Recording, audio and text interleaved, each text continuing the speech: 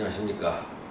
자, 오늘은 원숭이띠 임일간의 기해년 운세에 대해서 말씀드리겠습니다.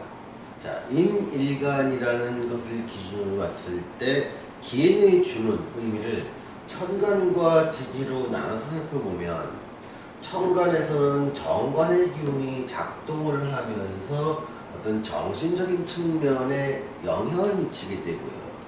지지에 있는 글자는 비견이라든가, 우리는 시리운성으로 따질 때 걸록의 기운을 말합니다. 걸록.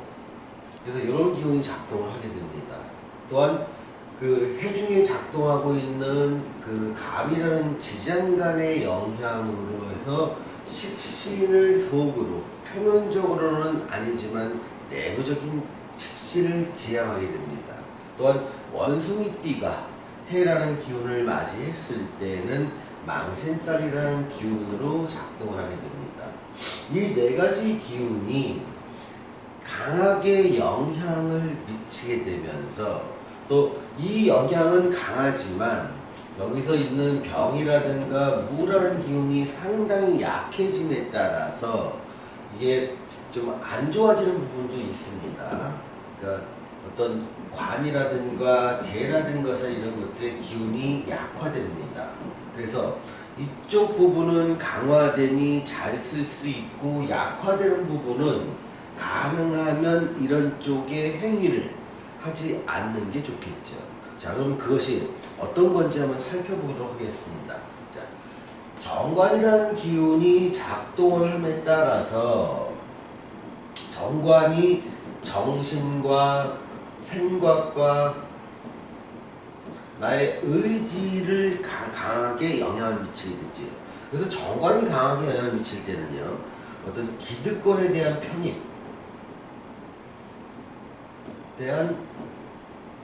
편입을 상당히 많이 신경을 쓰게 됩니다. 그래서 현대 사회에서의 기득권이라고 하면 어떤 공무원이라든가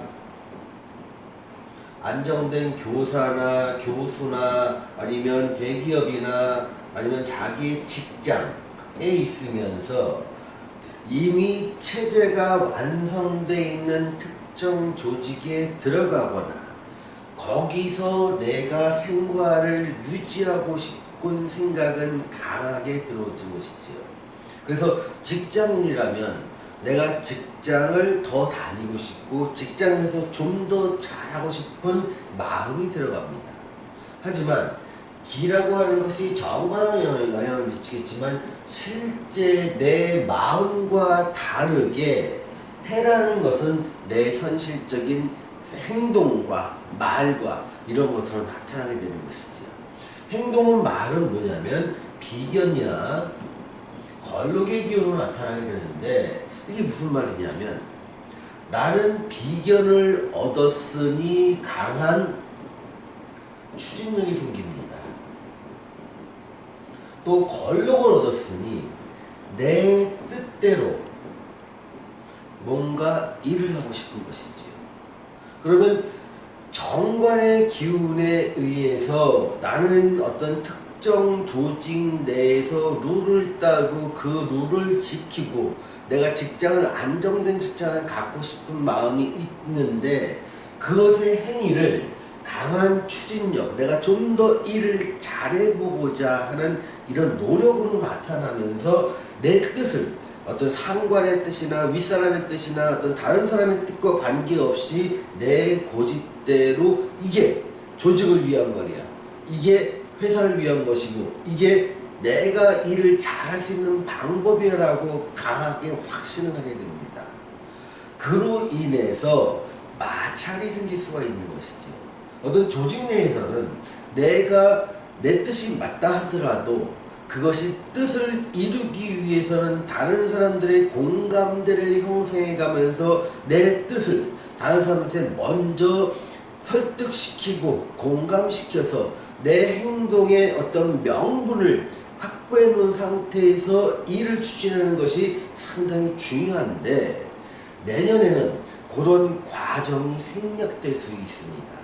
그렇게 과정이 생략됐을 때는 망신살이라는 것이 작용을 해서 내 의지, 원래 의지는 회사 일을 좀 더 잘해보고 싶고 좋은 실적을 내기 위해서 난 정말 열심히 했지만 그것이 비견이라고 하는 어떤 동료들의 시기를 자극하거나 권력의 힘에 의해서 다른 사람과 충분히 공감되지 않은 내용을 실천하는 과정에서 이것이 구설로 작용하는 경우가 상당히 많습니다.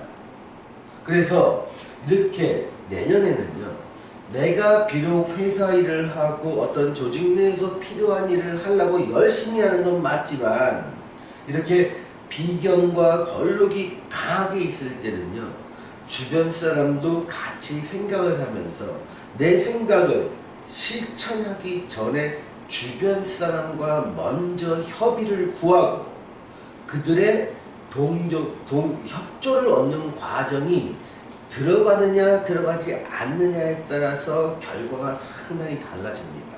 자, 망신사는요, 구설이라고 하는 단점도 있지만 내 꿈을 실현할 수 있다는 장점도 있는 시기입니다.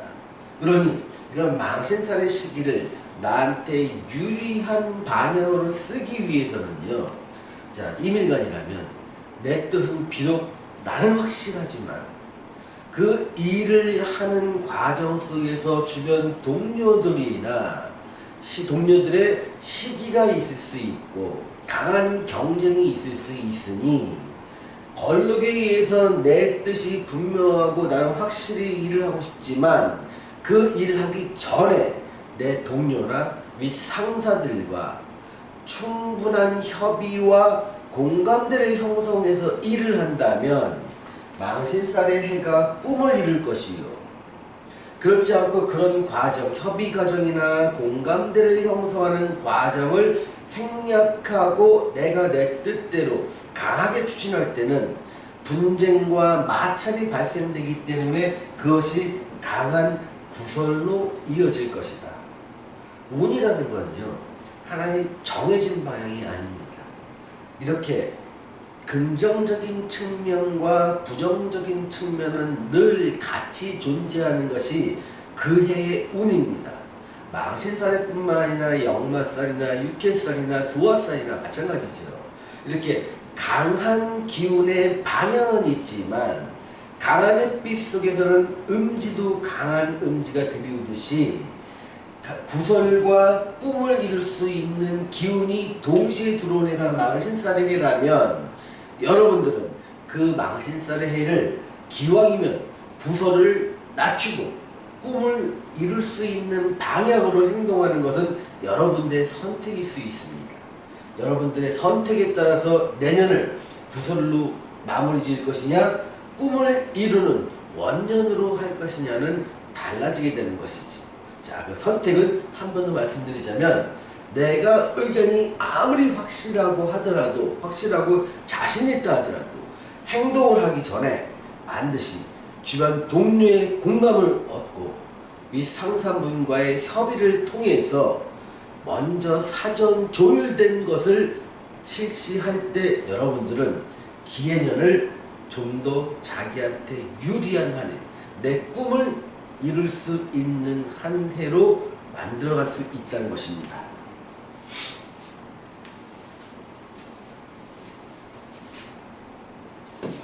자, 애정운을 한번 살펴보겠습니다. 애정운은 너무 강한 행동이 동반됨으로 인해서 이성 친구, 이성한테 좀 위축감을 줄 수 있습니다. 행동은 나를 따르라 해요. 강한 카리스마와 리더십을 보여줄 수는 있지만 그런 과정에서 상대를 배려하고 상대의 준비되지 않은 상대를 강하게 리드하려고 할 때는 마찰이 일어날 수 있는 것이지. 내 생각도 중요하지만 애정운에 대해서는요, 상대방의 생각을 반드시 고려해야 됩니다. 여러분들은 내년은 분명히 말씀드리겠습니다. 내 생각대로 강하게 내 생각을 상대방한테 주입시키려는 힘이 작동하는 해입니다. 그러니 그렇게 행동을 한다면 애정운은 상당히 어려울 수 있습니다. 다만 이러한 뜻이나 강한 자신감은 마음속에 두시고 이 정관의 뜻에 따라서 상대방을 배려한다면 애정운은 매우 좋아질 수 있습니다. 애정운 또한 여러분들의 행동에 따라 결과는 크게 달라질 수 있는 한 해가 될 것입니다. 자, 재물운을 살펴보겠습니다. 재물운은 아빠가 여기서 얘기했던 재성과 관성이 관성이 매우 불리해지는 시기입니다. 그러니 투자를 통한 재물은 절대 하지 마세요. 재물을 얻는 행위는 권하지 않습니다. 자, 재성이라는 것이 굉장히 약화된 상태에서 내가 투자를 한다고 해서 내가 아무리 투자의 귀재고 다양한 지식을 갖고 있다 하더라도 여러분들이 투자에서 성공하기는 적어도 원숭이띠 임일간이라면 되게 어렵습니다. 일시적으로 작은 재물을 얻을 수 있지만 그 재물은 더 큰 재물의 손실을 만들기 위한 일종의 미끼일 수 있다는 점. 그러니 절대 투자를 통해서 뭔가 내가 재산의 증식을 꾀하겠다 이 생각은 접어두시길 바랍니다. 내 재물은 나의 노력에서 나옵니다. 충분한 나의 노동과 땀이 들어간 곳에서 또 나의 재능을 꽃피우는 곳에서 재능을 이용한 곳에서 재물은 안정되게 여러분 곁으로 다가올 것입니다.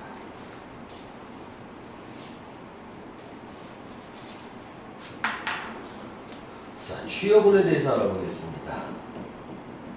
취업운은요, 관성이 매우 약화되는 시기에서의 어떤 취업운은, 그러니까 소위 말하면 고급 직종과 약간 중급 직종을 나눴을 때 고급 직종에 대한 취업은 어렵다고 봅니다.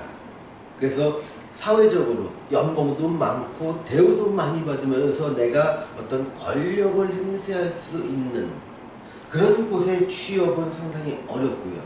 대신에 내가 내 노동을 제공하면서 다른 사람보다 열심히 일할 수 있는 곳, 그런 경우에는 일은 많지만 어떤 대우는 고급인 일보다 작게 받을 수밖에 없겠죠. 이런 일이라면 취업의 길은 열려 있습니다. 재취업도 마찬가지입니다. 그래서 보통 이런 상황 갖다가 눈높이를 낮춰서 지원을 하면 취업은 좋을 것이요. 눈높이를 높이거나 아주 최고의 직종만을 고집한다면 취업은 힘들 것이다. 이 경우는 신규 취업도 마찬가지고 재취업도 마찬가지입니다. 자, 시험운에 대해서 알아보겠습니다. 시험운은 단기 시험과 장기 시험을 나눌 수 있습니다. 단기 시험은 1년 미만 정도 아니면 1년 열심히 해서 뭔가 자격을 따고 그 자격을 바탕으로 내 취업의 길을 열거나 내 창업의 길을 열 수 있는 것, 주로 기술적인 것들이 많이 들어가겠죠. 이런 경우라면 아주 좋습니다. 도전하시고 이러한 자격을 얻으시고 자신을 트레이닝 하셔서 내 노동을 통한 일을 통한 여러분들의 미래를 또 여러분들이 어떤 가졌던 꿈을 실현시킬 수 있기에는 아주 좋습니다. 다만 적어도 3년에서 5년 길게는 7년까지 준비해야 될 아주 난이도가 높은 시험이 있습니다. 뭐 변리사 시험을 얘기하거나 아니면 사법고시를 하거나 아니면 로스쿨을 뭐 한의대를 뭐 지원하거나 의대를 다시 지원하거나 이런 경우에는 앞으로 펼쳐진 운 자체가 활동을 요구하는 운이지 내가 공부에 집중하면서 활동력을 줄이기는 상당히 어려운 시기인 만큼 장기 시험에 대해서는 그렇게 권하고 싶지는 않습니다. 자, 사업운에 대해서 알아보겠습니다. 자, 사업운은요, 내가 하는 일이 제조라든가 강의라든가 아니면 책을 쓰거나 뭐 내가 상업예술을 하시는 분, 가령 뭐 미술이나 음악을 하시는 분, 이런 분들한테는 길이 열려 있습니다.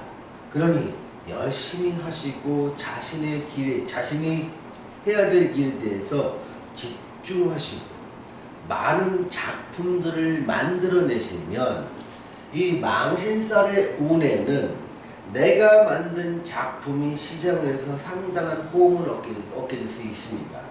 그러니 여러분들이 이런 일을 하시는 분들이라면 내년을 절호의 기회로 만드십시오. 만약에 여러분들이 어떤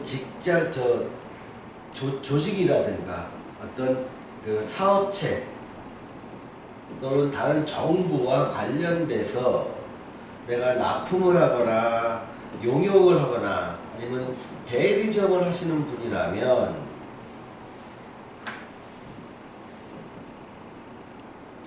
내년에는 어떤 계약의 수정과 변경이 나한테 불리할 쪽으로 작용할 가능성이 매우 높습니다. 그러니 기존의 계약에만 너무 매달리지 마시고 새로운 계약을 만들어낼 수 있는 것에 대해서 더더욱 노력을 하시고, 그런 것이 완전히 체결되기 전까지는 내가 사업체에서 들어갈 고정비용을 많이 줄이시는 노력을 같이 겸해야 되지 않을까 싶습니다. 내년은 이런 쪽의 일을 하시는 분한테는 좀 어려운 한 해가 되지 않을까 생각이 듭니다. 자, 오늘은 원숭이띠 신임일간의 기해년 운세에 대해서 말씀드렸습니다. 감사합니다.